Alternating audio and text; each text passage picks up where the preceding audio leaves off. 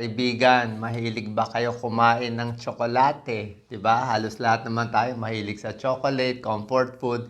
Pero napapansin nyo, pag kakain ka ng maraming chocolate, 'di ba mas tumataba tayo? Ayaw natin 'yon. Posible kasi po, mali ang kinakain nating chocolate. Merong pag-aaral ngayon, mas maganda yung dark chocolate. Katulad nito, tinakpan ko lang yung brand. Para malaman kung dark chocolate or hindi, titingnan nyo yung cocoa content. Nakasulat dyan cocoa content. Ayan, oh. Ito, 70% siya. Ayan, oh, 70% cocoa content. So, pag 70% or more ang cocoa content, dark chocolate siya. Pag 70%, hindi na siya yung, alam ko yung favorite chocolate natin, yung matamis, masarap, di ba, kulay brown. Ito, iba to, dark chocolate to. Mapait siya, chalky ang taste, halos konting-konti na lang ang tamis na mararamdaman mo dito. Tapos, mas maganda pa kung mas mataas pa. Kung imbis na 70%, maging 85% dark chocolate, mas mapait pa, mas konti na lang asukal. Ang problema kasi sa mga favorite nating mga milk chocolate, diba? Yun ang mga gusto natin Mas mahirap bilhin itong dark chocolate. Yung nabibili natin sa mga supermarket, karamihan, milk chocolate or white chocolate. Pag sinabing milk chocolate, let's say, ito 80 grams yan. Okay, ganito kalaki. Marami itong masyado, hindi nyo pwede ubusin. Actually, ang recommended sa dark chocolate ay 45 grams lang, makalahati lang nito per week. Isang linggo, ganito lang. So, everyday, kung kakain ka, isang maliit na piraso lang. Maliit, siguro hanggang 10 grams lang. 45 grams lang kasi ang recommended nila. So, mababa. So, maliit lang per piece ng dark chocolate ang may benefit. Tapos, ayon sa pag-aaral, pag sinobrahan mo sa 100 grams per week, hindi na maganda. Marami ng side effect kahit dark chocolate pa ang gusto natin. Kaya tumataba yung tao. So, sa tamang dami ng dark chocolate, at kung konti lang kakainin natin, tulad na sinabi ko, ganyan lang kaliliit, parang tableta lang siya, sobra siya liit. Ito ang benefits. Unang-una, marami siyang antioxidant. Okay? May flavonoids, may polyphenols, itong antioxidants. May pag-aaral maganda sa puso. Actually, nakakagulat yung studies. Hindi siya malaking medical studies para sa kapwa kong doktor. Pero meron ng mga ilang studies, nakakababa ng heart disease merong by 9%, merong by 11%, kung 45 grams in 1 week, ganun lang karami. Pero pag sinobrahan mo sa 100 grams per week, sobra na, wala nang benefit. So yon, heart disease possible. Sa blood pressure, iba-iba yung pag-aaral, halos walang effect. Yung iba, baka bumaba konti. Yung iba, parang wala naman effect. Pagdating sa blood flow, sa research, hindi malinaw. Pero may pag-aaral, yung antioxidant ng dark chocolate, yung flavonoids, nagpapadami ng nitric oxide. Pag dumami yung nitric oxide, alam niya ng mga doktor, mas nagda-dilate ang blood vessels, mas maganda daloy ng dugo. Yun lang nga, konting-konti lang kakainin mo. Ang tanong, paano cholesterol ko? Actually, medyo healthy oil siya Medyo healthy oil kasi cocoa siya Pag cocoa siya, galing siya sa halaman, medyo healthy oil. So sa konting amount, hindi dapat maka-affect sa cholesterol. Hindi dapat tumaas yung bad cholesterol mo. Pag konti lang yung amount. Pagdating sa utak, may benefit din. Maraming antioxidant, may konti siyang caffeine. Hindi siya tulad ng kape na maraming caffeine. Ang caffeine niya konti lang, may antioxidant, kasi pag konting caffeine, good for short-term memory, di ba? Kaya iba nagkakape 1 to 2 cups, parang gumanda yung memory. Pero meron din siyang konting benefit. Sa balat, sa skin health, meron din pag-aaral. Less sunburn. Pag kinain mo daw yung dark chocolate for 3 months, medyo less sunburn. Tapos sa mood, syempre pampasaya, nagbibigay ng endorphin, serotonin, lahat yan. Meron lang tayong delikado. Siyempre, di ba? Pag kumain ka ng marami nito, manggigigil ka. Oh, okay. So, marami siyang benefits kung konti lang kakainin mo. Ang problema, maraming problema rin dito. Ano naman ang possible side effect? Ganito possible side effect. Pwede ka tumaba. Nakaka-addict.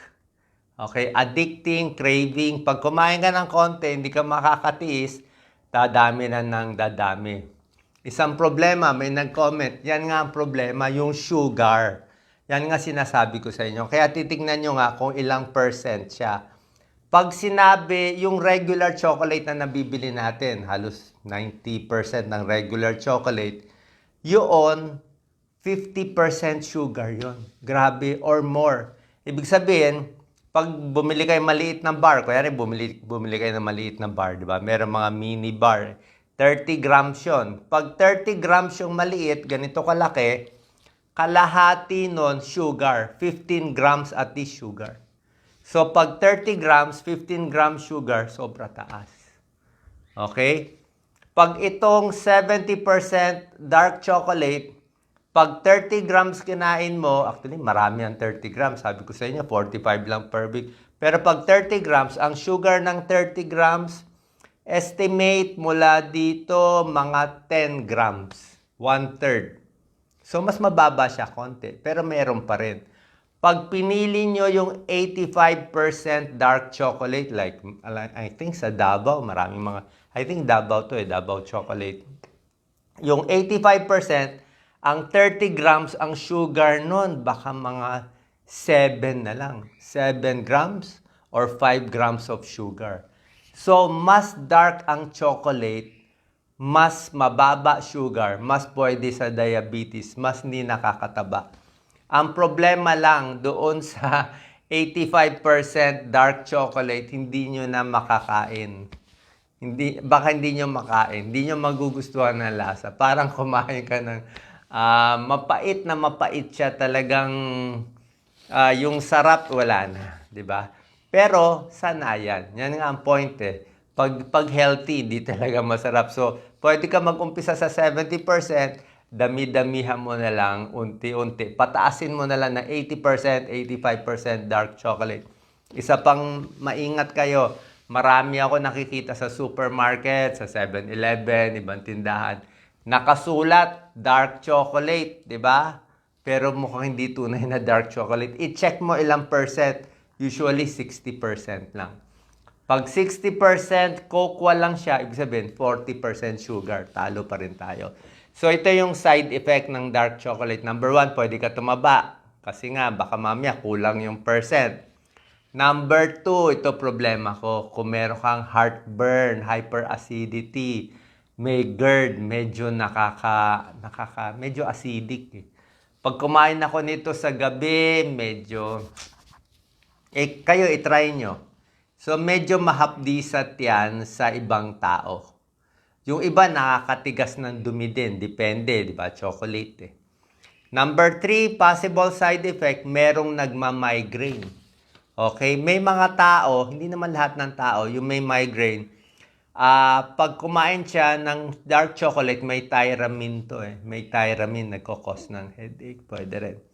Isa pang problema, pag kumain ka ng chocolate sa mga bata, dapat mag-toothbrush agad. May sugar siya, may milk siya, di ba? Tapos masyado siyang madikit. Sobra siyang dikit, didikit sa ipin natin. Pag dumikit yan sa ipin natin, doon tutubo yung bakterya. Doon magde-dental caries, masisira ang ipin. Kaya dapat mumog or toothbrush.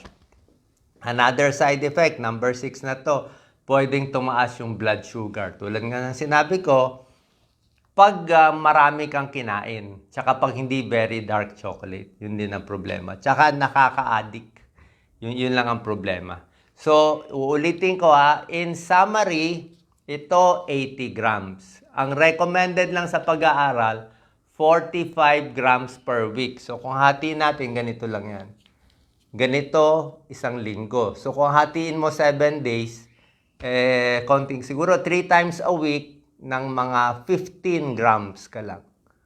15 grams 3 times a week. Konting-konti. So, ganun din kaliit. Kung kumain ka pa ng hot chocolate, kumain ka pa. Ang pinaka hindi okay, yung white chocolate. Yung white chocolate talagang gatas na sobrang mas marami pang sugar yon. Yung milk chocolate, yung kulay brown, marami pa rin sugar yon. Ito lang talaga. Kahit itong 70% ka, marami pa rin eh. Okay? Marami pa rin. Sa 30 grams, 10 grams of sugar pa rin siya. So, ingat pa rin tayo. Okay? Sana po nakatulong ng tips natin para sa mahilig kumain ng chocolate. Kung kakain man kayo, konting-konti lang para maging healthy. Salamat po.